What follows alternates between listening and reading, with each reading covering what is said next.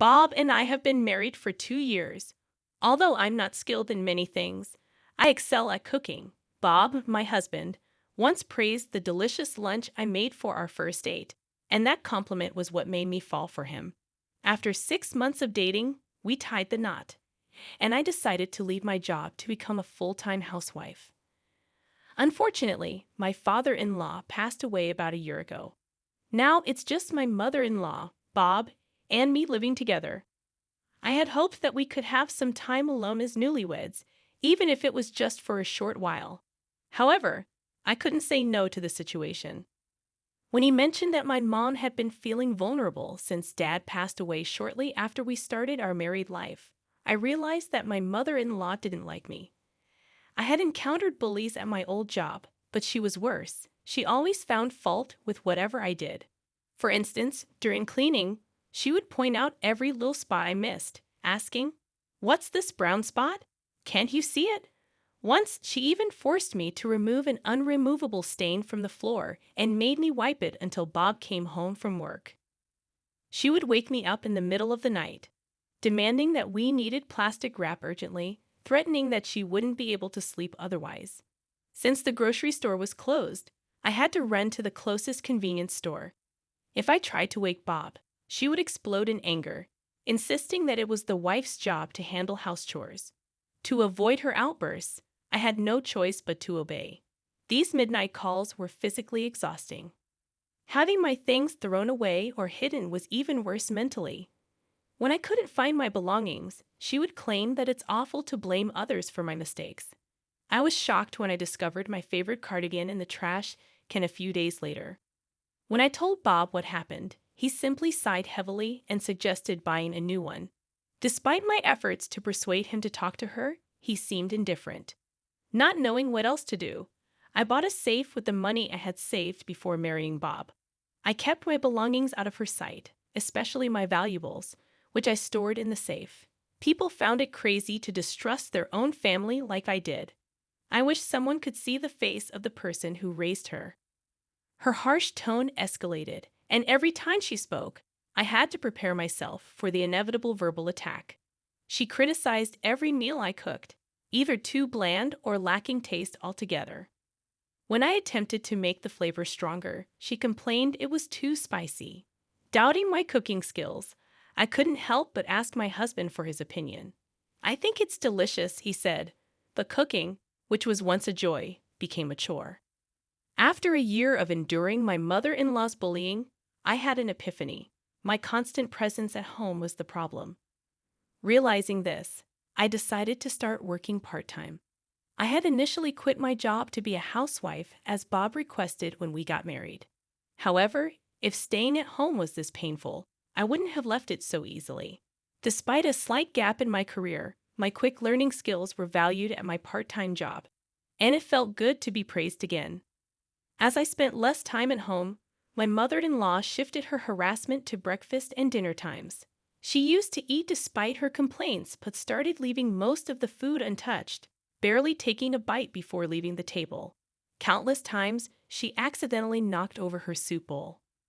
When I swallowed my pride and asked her what was wrong with the meal, she'd laugh, saying, "You think asking will solve everything, don't you? Why don't you try thinking for yourself?" I was left alone to clean up her leftovers at the dinner table. One day, my mother-in-law crossed the line. While having dinner, she suddenly stood up, took her plate to the kitchen, and, with a smirk, threw the meal I made into the trash can. "This is such an awful-looking meal," she declared. "The dog food would even look better than this," she scoffed. I looked at Bob in disbelief, but he just ignored me and continued eating. Unable to believe what I saw, I rushed to the trash can, opened its lid, and examined the ruined food. "This is terrible," I exclaimed, turning to see Bob, but he wouldn't even look at me. He dismissed his mother's actions, suggesting she probably wasn't feeling well. I became more upset, and Bob scratched his head in annoyance, saying, "Look, I have work tomorrow, unlike you with your part-time job.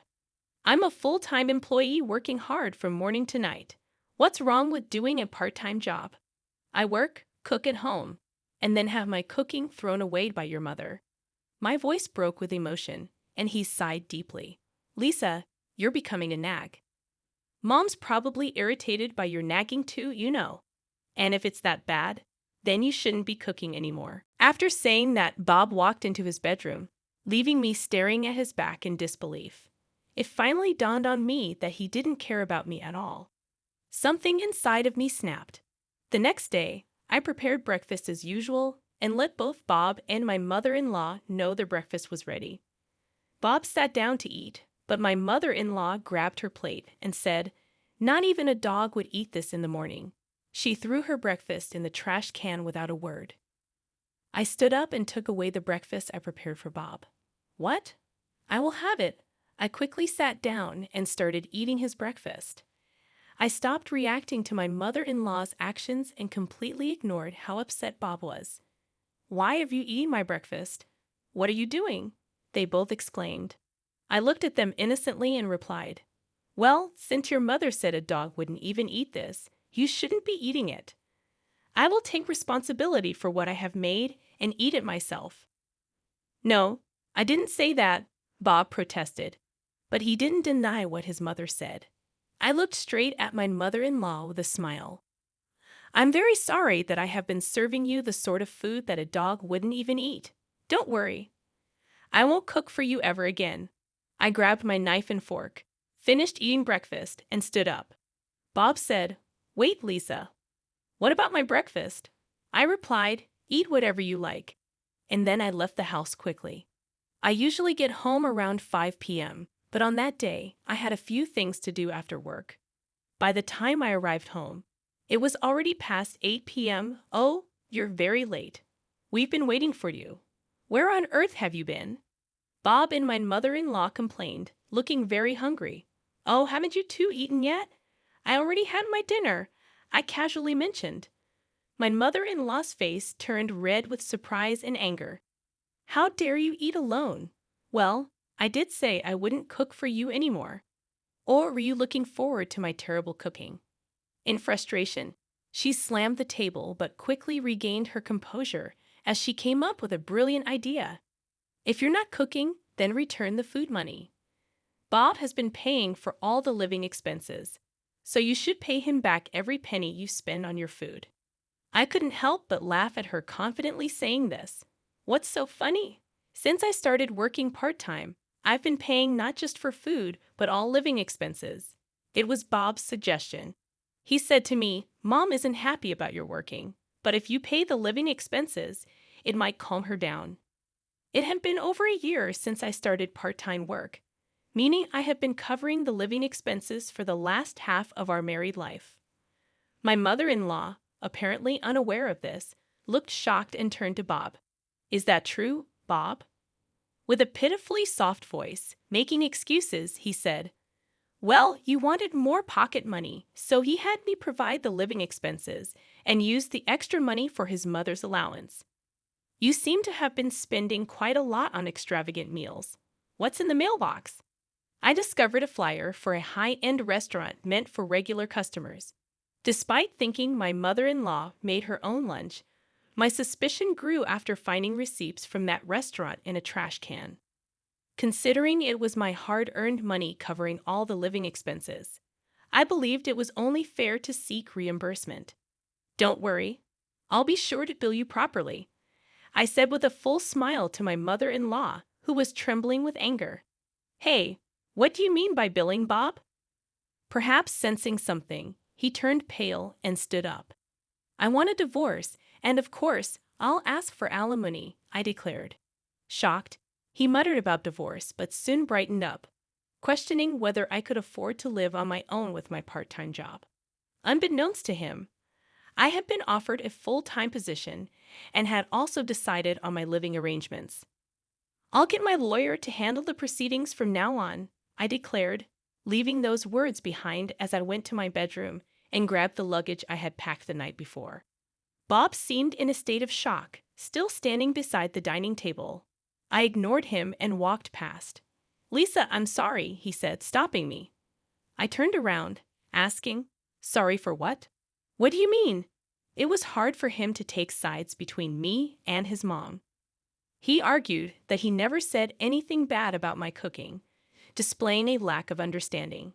In the end, I realized I had been blind. It wasn't about taking sides. He chose to remain silent when the food was being thrown away and when I was harassed by his mother, despite my pleas for help. His attempt to play the victim didn't change the fact that he had hurt me. I reproved him, and Bob started crying bitterly, finally understanding the gravity of his actions. I quickly glanced at the pathetic scene and headed towards the front door. Just as I reached for the door, my mother-in-law called out to stop me, expressing that she never intended for things to go this way and had only wanted to offer some advice, even if it went too far at times. I was astonished by how oblivious she was to the severity of her actions. After looking after her for so long, hearing such a dismissive response was disappointing. From now on, she wouldn't have to worry about being caught spending a lot of money on delicious meals. My mother-in-law stood frozen, her eyes wide open, as if her breath had stopped. I returned to my parents' house, where they warmly welcomed me, already aware of my situation. According to my lawyer, everyone in the neighborhood knew that my mother-in-law was incapable of household chores. Apparently, my father-in-law had managed the housework when he was alive. After his passing, my ex-husband Bob and his mother lived on takeaways and eating out, viewing me as a convenient housekeeper to exploit. News about our divorce quickly spread throughout the town, eventually reaching Bob's bosses and colleagues, causing him considerable embarrassment. Now, Bob and his mother are in financial trouble, having hardly saved any money and squandering it all. They are panicking over the alimony they owe me. With everyone aware of their mistreatment of me, finding a new housekeeper has become impossible for them. Bob, unrelenting, kept texting and asking me to get back together. I'd also received text messages from my mother-in-law full of excuses, but they were repetitive and uninteresting, so I stopped reading them. Now, I enjoy cooking for my family, making sweets and baking cakes. On weekends, I'd often share them with my colleagues, surrounded by those who appreciate what I make. I believe this will help me restore my confidence in cooking. And with this new hope, my heart swells with anticipation.